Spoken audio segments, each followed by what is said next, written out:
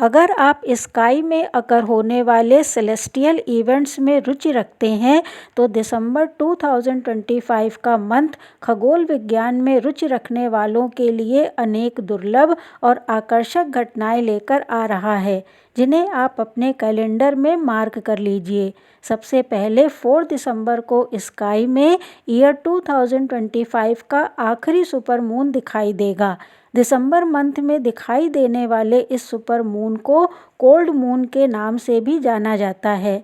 इसका रीज़न ये है कि दिसंबर मंथ नॉर्दर्न हेमिस्फीयर में अत्यधिक ठंड की शुरुआत का समय होता है और इसी सर्द मौसम को दर्शाने के लिए अमेरिकी मोहाक जनजाति ने इसे कोल्ड मून का नाम दिया था।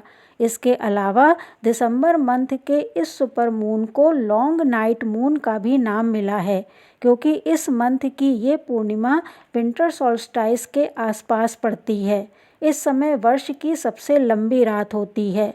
इसके अलावा दिसंबर मंथ के इस सुपर मून की एक और खगोलीय विशेषता ये है कि ये सुपर मून इस मंथ वर्ष में दिखाई देने वाले अन्य मून की तुलना में सबसे अधिक ऊंचाई पर दिखाई देगा। इसके बाद दोबारा सबसे अधिक ऊंचाई पर दिखाई देने वाला सुपर मून 2042 में स्काई में दिखेगा। इसलिए ये नज़ारा बेहद दुर्लभ और यादगार माना जा रहा है। 7 दिसंबर को स्काई में 2 इवेंट्स अकर होंगे। पहला, मून और जुपिटर प्लैनेट स्काई में एक दूसरे के करीब दिखाई देंगे, जिन्हें उत्तर पूर्व दिशा में देखा जा सकेगा। दूसरा, 7 दिसंबर को ही मर्क्यूरी प्लैनेट सूर्य से सबसे दूर वेस्ट डायरेक्शन में अपने सबसे बड़े विस्तार पर होगा। इसके बाद 13 और 14 दिसंबर की रात को जेमनीड्स उल्का बौछार अपने पीक पर होगी, जिसे अनुकूल परिस्थितियों में आधी रात के बाद से भोर तक स्काई में देखा जा सकता है। स्काई में प्रति घंटे 120 उल्काएं तक दिखाई दे सकती हैं। 19 दिसंबर को 3I एटलस कॉमेट अर्थ के करीब से गुजरेगा। हालांकि ये करीब 27 करोड़ किलोमीटर की बेहद सुरक्षित दूरी पर रहेगा। 21 दिसंबर को विंटर सॉल्स्टाइस या शीतकालीन संक्रांति की स्थिति बनेगी, जो नॉर्दर्न हेमिस्फीयर में सर्दियों के मौसम की शुरुआत को बताता है। इस दिन अर्थ सूर्य के चारों ओर अपनी कक्षा में घूमते हुए सूर्य से सबसे दूर होती है। इस दिन दिन की लंबाई सबसे कम लगभग 8 आवर्स और रात की लंबाई सबसे अधिक लगभग 16 आवर्स की होती है। 22 दिसंबर को उर्सीड मेटियोर शार अपने पीक पर होगी।